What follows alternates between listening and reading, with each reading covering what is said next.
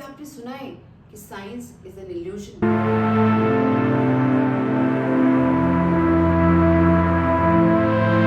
Reality वही है कि ये सब कुछ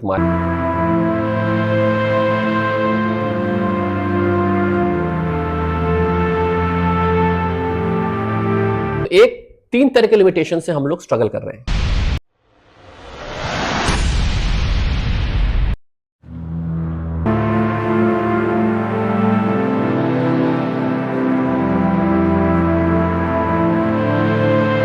नमस्कार, स्वागत है आज के पॉडकास्ट में। पिछला पॉडकास्ट एक हमने बनाया था जो कि बड़ा सराहा गया। उसका नाम था थिंकिंग प्रोसेस फॉर चिल्ड्रन। आज की शुरुआत करते हैं एक कहानी से। एक बच्चा आया 12th क्लास का मेरे पास में, जिसने बोला कि हम भगवान में नहीं मानते, भगवान एग्जिस्ट ही नहीं करते, हमने कभी भगवान को देखा नहीं, कभी जाना नहीं, तो हम कैसे मान लें कि भगवान है। अगर कुछ रियल है इस दुनिया में तो वो है science. Science is the ultimate reality. हम सब भी यही मानते हैं। हमारे ऑफिसेस में भी कहा जाता है कि साइंटिफिक अप्रोच रखो, साइंटिफिक तरीके से काम करो। लेकिन आज हम बात करने वाले हैं कि क्या साइंस इल्यूजन है और वेद एक रियलिटी है। तो ये पॉडकास्ट जो कर रहे हैं इसको 2 पार्ट में डिवाइड किया है। पहला, जिसमें हम साइंस इज एन इल्यूजन पे बात करेंगे, और दूसरा वेद रियलिटी है, इस पे बात करेंगे। और इसके लिए हम स्वागत करना चाहते हैं मिस्टर अचल पांडे का। कैसे हैं आप? बहुत बढ़िया, थैंक यू। सो अचल जी, ये बताइए, कहते हैं कि साइंस एक इल्यूजन है, तो क्या साइंस भी माया है? सब माया है। और जब मैं ये स्टेटमेंट बोलता हूँ कि सब कुछ माया है तो काफी लोग हंसते भी हैं और काफी लोग मुस्कुराते भी हैं। रियलिटी वही है कि ये सब कुछ माया है। तो लेकिन ये सब जानने के लिए हम लोग पहले माया का अर्थ समझ लेते हैं जी। और माया मतलब अगर मैं इसको डिफाइन करूं तो ये है sensory and cognitive deviations from reality. ये बहुत टफ हो गया, थोड़ा इजी लैंग्वेज में बताएंगे? हाँ, सो इसको ऐसे समझ सकते हैं, एक 2 स्टेप प्रोसेस है। और 2 स्टेप प्रोसेस क्या है? पहला स्टेप ये है कि हम क्या देखते हैं जी। और दूसरा है हम क्या समझते हैं। ये दोनों अगर मिला लें तो उस हिसाब से हमारी रियलिटी परसेप्शन बनता है, यानी हम रियलिटी परसीव कर सकते हैं। तो क्या हम देखते हैं और क्या हम समझते हैं, ये 2 बहुत इंपॉर्टेंट स्टेप्स हैं। अब आप ये समझ लीजिए कि सपोज आप कहीं एक जंगल में जा रहे हैं, थोड़ा रात सी हो रही है, आप दूर थोड़े डिस्टेंस पे अगर आप एक कॉइल चीज देखें तो आपको परसीव होगा कि शायद ये कोई सांप है, कोई स्नेक है। ये आपका परसेप्शन है। अब वो सांप है नहीं है वो आपको मालूम नहीं है, बट आप परसीव ऐसा करते हैं क्योंकि आपने कॉइल चीज देखी। तो आपने देखा क्या? आपने देखा कि एक कॉइल चीज पड़ी हुई है और आपने समझा क्या? कि वो एक सांप है। ये आपका परसेप्शन है। अभी हो सकता है वहां उसी कॉइल चीज के पास एक आदमी खड़ा हो और शायद जिसको ज्यादा क्लैरिटी से दिख रहा हो, वो देखेगा ये तो शायद कॉइल चीज जो है वो एक रस्सी है जी, राइट। तो उसके लिए परसीव रियलिटी है कि वो एक रस्सी है। आप जो थोड़े डिस्टेंस पे, आपकी परसीव रियलिटी एक सांप है जी। तो एक ही चीज को लेकर, एक ही इवेंट को लेकर 2 परसीव रियलिटीज क्रिएट हो रही है जी। ये 2 अलग ह्यूमंस में भी हो सकता है या सेम ह्यूमंस को भी डिफरेंट परसीव रियलिटीज दिख सकती है। सो माया मतलब अगर हम इसको डिफाइन करना चाहें इज डिफरेंट परसीव रियलिटीज। अगर डिफरेंट परसीव रियलिटीज जब एग्जिस्ट करती है तो इसको हम माया बोलते हैं। कह रहे हैं ये एक इल्यूजन है। सो देखिए, इल्यूजन अगर आप डेफिनेशन डिक्शनरी मीनिंग से जाएंगे तो उसको फॉल्स बिलीफ बोलते हैं। बट अभी हमारे लिए क्या ट्रुथ है, क्या फॉल्स है, क्या रियल है, क्या अनरियल है, ये बड़ा मुश्किल है। मैं आपको एक एग्जांपल देता हूं। अभी ये बहुत कॉमन सा एग्जांपल है और आप देखेंगे अभी में ये कोई नंबर है। अब ये आपको नंबर क्या दिख रहा है? 6। और अभी अब ये आप मैं लेकर आता हूं तो आपको ये नंबर क्या दिख रहा है? 9। तो अब आप देखेंगे इमेज तो सेम ही है, लेकिन इस इमेज की पोजीशन आपकी पोजीशन के रिलेटिव मैंने चेंज करी है। मैं यहां पे था, अभी मैं इसको आगे लेके आया। तो जैसे ही मैंने इस पेपर की पोजीशन आपके पोजीशन के रिलेटिव चेंज किया तो आपको 6 नंबर 9 नंबर दिखने लगा। लेकिन रियलिटी तो एक इमेज ही है ना, इसी के परसीव रियलिटी आपने 2 बता दी, 2 परसीव रियलिटी। अब इसमें क्या फॉल्स है और क्या ट्रू है? दोनों ही सही है, दोनों ही सही है। तो this is what I am trying to say. अब मैं आपको एक और एग्जांपल देता हूं, और ये बहुत ही इंटरेस्टिंग एग्जांपल है। It is based on visual intelligence. Okay, और अब वो एक मैं आपको वो दिखाता हूं। चलिए। अब ये आपको इमेज दिख रही है, तो इस इमेज में आपको कितने क्यूब दिख रहे हैं? एक, कौन सा? ये एक बड़ा, पॉइंट्स के साथ A H G B C F E, right? Correct correct.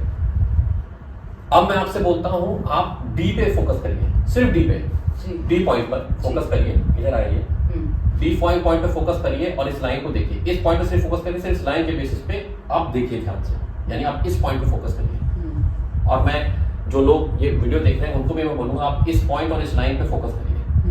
अब आपको कोई दूसरा क्यूब नजर आ रहा है? हाँ, क्यूब नजर आ रहा है?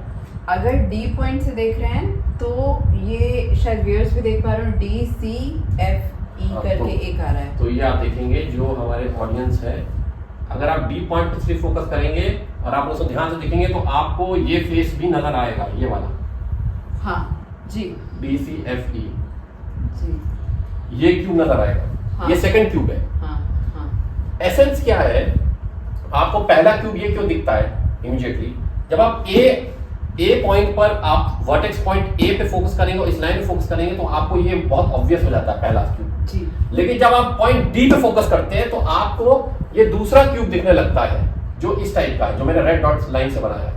ये देखिए, ये सेकंड क्यूब है। इस पिक्चर में भी आप ध्यान से देखेंगे, आपको दूसरा क्यूब तब दिखेगा when you start focusing on this dot. बाकी सब भूल, जैसे इस डॉट इस लाइन को देखेंगे तो आपको इन लाइंस को, इस डॉट को देखेंगे तो आपको ये उभर के आता है।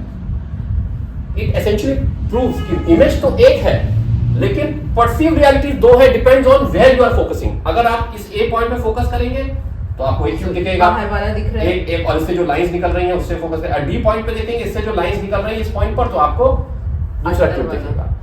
This is the problem. So इसमें ट्रुथ क्या है और फॉल्स क्या है, रियल क्या है, अनरियल क्या है, very difficult to explain.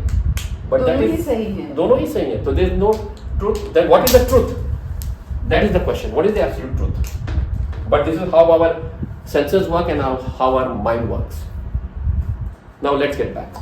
Three limitations है. So साइंस एक लॉजिक है, वो माया को डिफाइन नहीं कर पा रही है। So माया का जो एक्सप्लेनेशन है साइंस दुनिया में, वो सबसे अच्छा कॉम्प्रिहेंसिव वे में एल्बर्ट आइंस्टाइन ने दिया था। तो उसको हम लोग समझ लेते हैं। उन्होंने क्या बोला था? उन्होंने बोला था कि अगर आप देखें तो इस पूरे संसार, इस यूनिवर्स को हम स्पेस टाइम ग्रिड के फॉर्म में देख सकते हैं। तो ये रूबिक्स ब्लॉक है, इसको मैंने ग्रिड मान लिया, स्पेस टाइम ग्रिड। तो आइंस्टाइन ने बोला था कि इसको माने, सपोज ये एक स्पेस एक्सिस है, एक्स एक्सिस एक स्पेस एक्सिस है, ये पीछे भी जो एक्सिस है ये स्पेस एक्सिस है, और वाई एक्सिस जो है वो टाइम एक्सिस है, अगर हम इसको माने। तो आइंस्टाइन ने बोला था एक आदमी रियलिटी परसीव करता है बेस्ड ऑन उसका लोकेशन कहां है स्पेस टाइम ग्रिड पे। सो एक आदमी जो यहां पर लोकेटेड है स्पेस टाइम ग्रिड में, उसकी परसीव रियलिटी डिफरेंट होगी उस आदमी से जो यहां पे प्लेस्ड है स्पेस टाइम ग्रिड पे। तो कहने का मतलब यह है कि उन्होंने बोला था कि स्पेस टाइम और कॉजेशन, यानी space time and cause and effect जो है, ये तीनों आपस में डिपेंडेंट है और ये तीनों रिलेटिव है। और जो आदमी रियलिटी परसीव करता है वो डिपेंड करता है कि इस ग्रिड स्ट्रक्चर में वो कहां पर है।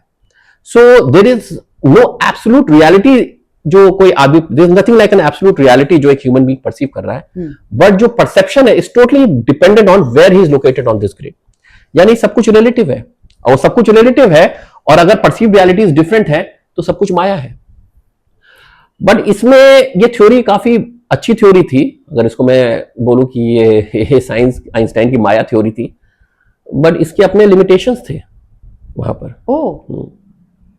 सो अचल जी, कौन से लिमिटेशंस हैं आइंस्टाइन की थ्योरी के? कैसा है कि ये एक्सप्लेनेशन तो आइंस्टाइन ने दिया था अपने उसको माया, जैसे आप बोल रहे हैं माया, आइंस्टाइन की माया थ्योरी, बट इसमें लिमिटेशन है। ये स्पेस टाइम जो कॉन्सेप्ट है ये सर्टेन कंडीशंस में सर्टेन डोमेन्स में वर्क नहीं करता है, it does not work. Okay, so again it's not a comprehensive theory, जबकि आइंस्टाइन की थ्योरी मानी गई थी, ये काफी कॉम्प्रिहेंसिव है, काफी फिनोमेना को एक्सप्लेन करती है, but it also has limitations, उसकी अपनी बाउंड्री कंडीशंस है। So it's also does not explain the entire universe, there is much more fundamental and beyond Einstein's theory. so what about other scientific theories? Do they also have some limitation? So see, first we have to understand ये scientific theories आई कैसे। देखिए scientific theory आती कैसे है, पहले हमको ये समझना जरूरी है। हम कुछ ऑब्जर्वेशंस लेते हैं अपने यूनिवर्स में, अपने संसार में। ये ऑब्जर्वेशंस किस बेसिस पे रहते हैं? हमारे सेंसेस के बेसिस पे रहते हैं। हम क्या देख सकते हैं, हम क्या सुन सकते हैं। जब हमारी ऑब्जर्वेशंस हमारे सेंसेस कैप्चर करते हैं, तब हम किसी न्यू थ्योरी पे या किसी मिस्ट्री पे काम करना शुरू करते हैं। तो अगर आप देखेंगे कोई भी थ्योरी, अगर साइंस में डिस्कवरीज जो ही हैं आगे, तो हमने कुछ चीज ऑब्जर्व करी है, हमने अपने सेंसेस को यूज किया है। तो एक थ्योरी पहले आई, हमने सेंसेस को यूज किया, हमने एक लेवल पे एक थ्योरी लाए जो एक्सप्लेन कर पाई इस फिनोमिना को, बट हमने फर्दर ऑब्जर्वेशंस किए तो हमको पता चला ये कॉम्प्रिहेंसिव थ्योरी नहीं है। फर्दर ऑब्जर्वेशंस करने पे और हम एक नई थ्योरी लेकर आए इसके ऊपर जो बैठी, और हमको लगा ये थ्योरी काफी कॉम्प्रिहेंसिव है, लेकिन हमने फिर हमारे सेंसेस ने फिर कुछ ऑब्जर्वेशंस किए, उन्होंने कहा नहीं ये भी कॉम्प्रिहेंसिव नहीं है, तो एक और थ्योरी आके ऊपर बैठी। हर बार क्या हो रहा है, हर बार हमारे सेंसेस हैं वो नया फिनोमेना देखते हैं जी। इस प्रोसेस को कि एक थ्योरी इसके ऊपर आ रही है, इसको साइंस की दुनिया में बोलते हैं standing on the shoulders of the giant. तो standing of the shoulder of the giant तो ठीक है, बट एसेंशियल क्या हो रहा है, हम अपने सेंसेस को यूज कर रहे हैं। जब ऑब्जर्वेशंस लेते हैं तब हम थ्योरी नहीं बनाते, जब नई मिस्ट्री, नया फिनोमेना देखते हैं तो उसकी मिस्ट्री सॉल्विंग करते हैं। अब ह्यूमंस का था, ह्यूमंस के तो अपने लिमिटेशंस है, बिकॉज हम कुछ हद तक सुन सकते हैं, कुछ हद तक देख सकते हैं। तो ह्यूमंस को पता चला कि अगर हमको फर्दर डिस्कवरी करनी यूनिवर्स में, तो इन सेंसेस से काम नहीं चलने वाला है। करेक्ट। तो उन्होंने क्या बोला, उन्होंने कहा हमको इसको एड करना पड़ेगा, यानी हम बहुत दूर तक देख पाए, हम बहुत छोटा देख पाए, हम दूर तक सुन सके। तो उन्होंने नए नए इंस्ट्रूमेंट्स निकालने शुरू करे as aid to our senses, so that we can make more discoveries, more theories. Right, it is aids to our senses. Yes. For and ये एड टू आवर सेंसेस क्या आया? टेक्नोलॉजी। तो हमने बड़े बड़े बड़े एडवांस टेलीस्कोप्स बनाना शुरू करे, माइक्रोस्कोप्स और भी ऐसे बहुत सारे इंस्ट्रूमेंट्स बनाना शुरू करे, राइट, विच एक्टेड एज एड्स। करेक्ट। क्योंकि हमारे सेंसेस उतना सेंस नहीं कर पा रहे थे, उससे हमारे वो टेक्नोलॉजी ने हमको और नई थ्योरीज दी, नए ऑब्जर्वेशंस लिए और नई थ्योरीज डेवलप होकर आई। बट अल्टीमेटली हो क्या रहा है? हो ये रहा है कि हर बार अगर हम देखें तो जो हमारी डिस्कवरी है उस पर स्ट्रॉन्ग लिमिटेशंस कौन पुट कर पा रहा है, कौन लिमिटेशंस डाल रहा है? हमारे सेंसेस, हमारे माइंड की cognitive ability. Correct. And also technology, because technology की भी लिमिटेशंस है। करेक्ट। राइट। जब आइंस्टाइन ने बोला E is equal to mc square, तो यानी हम सब एनर्जी है, तो मैं आपको एनर्जी की फॉर्म में दिखता हूं कि सॉलिड ऑब्जेक्ट की फॉर्म में दिखता हूं? सॉलिड ऑब्जेक्ट, बट मैं तो एनर्जी हूं, आप भी एनर्जी हैं, but this is limitation of our senses. जब हम बोलते हैं कि आपका शरीर स्ट्रिंग से बना है, छोटे छोटे स्ट्रिंग, वाइब्रेटिंग स्ट्रिंग्स है, कैसे देखें उन स्ट्रिंग्स को? टेक्नोलॉजी का भी बहुत स्ट्रॉन्ग लिमिटेशन है। आई डोंट नो कि कभी देख भी पाएंगे नहीं, पहली बार सुना। हाँ, तो ये सब mathematical validation, mathematical formulation and logic formulation से डिराइव्ड है। Observations are very difficult. So ऐसा हो सकता है कि हमारे सेंसेस और टेक्नोलॉजी अभी बहुत सारा ऐसा फिनोमेना टैप ही नहीं कर पा रहे हैं जो कि हमारे संसार में चल रहा है, और जब तक वो फिनोमेना टैप नहीं कर पाएंगे, हमको नई डिस्कवरीज होगी, हमको समझेगा ही नहीं यूनिवर्स बना कैसे है, ये संसार कैसे चल रहा है। राइट। और ये माया कभी डिकोड नहीं। सो अचल जी, जो अभी तक हमने साइंस की थ्योरीज पढ़ी हैं, सीखी हैं, जिनको कि बहुत कॉम्प्रिहेंसिव बताया जाता था, ये सत्य नहीं है? नहीं, ऐसा नहीं बोल सकते सत्य नहीं है। इन थ्योरीज ने काफी कुछ हम लोग को दिया है एंड हमने काफी फिनोमिना ऑब्जर्व भी किया है, एक्सप्लेनेशंस ढूंढे हैं, कंप्लीट नहीं है और इसलिए हम ढूंढते जा रहे हैं और नए नए थ्योरीज और फिनोमिना ऑब्जर्व करने के लिए। बट हमको ये समझना पड़ेगा, मैं आपको 2 थॉट एक्सपेरिमेंट देता हूं इसको समझने के लिए। और मैंने जैसे बोला ये सब सेंस थ्योरीज है, सेंसेस ने जो देखा समझा उसके बेसिस पे डिस्कवरी हुई है, तो these theories are, you can call it as sense theories. 2 thought experiment है आपको, और इस थॉट एक्सपेरिमेंट के पहले मैं आपको कुछ बताना चाहूंगा जस्ट टू एक्सप्लेन। हमारे आप एक ह्यूमन के सेंसेस देखिए, आंख कुछ दूर तक देख सकते हैं, कान कुछ दूर तक सुन सकते हैं। आप एक बाज को देखिए, बाज तो बहुत दूर तक देख सकता है। एक भेड़िया को देखिए, भेड़िया तो बहुत दूर तक सुन सकता है। राइट। तो हमारी परसीव रियलिटी एक बाज की परसीव रियलिटी से और एक भेड़िए की परसीव रियलिटी से बिल्कुल डिफरेंट होगी। वो इस दुनिया को अलग तरीके से देख रहे हैं, हम इस दुनिया को अलग तरीके से देख रहे हैं। करेक्ट। अब मैं आपको पहला थॉट एक्सपेरिमेंट देता हूं। आप ये अज्यूम करिए कि आपकी आंख बाज की हो, एक ह्यूमन हो जिसकी आंख बाज की हो, कान भेड़िए के हो और नाक कुत्ते की हो। ऐसे, इसको आप सुपर ह्यूमन बोलेंगे जनरली, ऐसे सुपर ह्यूमन की परसीव रियलिटी बिल्कुल डिफरेंट होगी then a normal human being.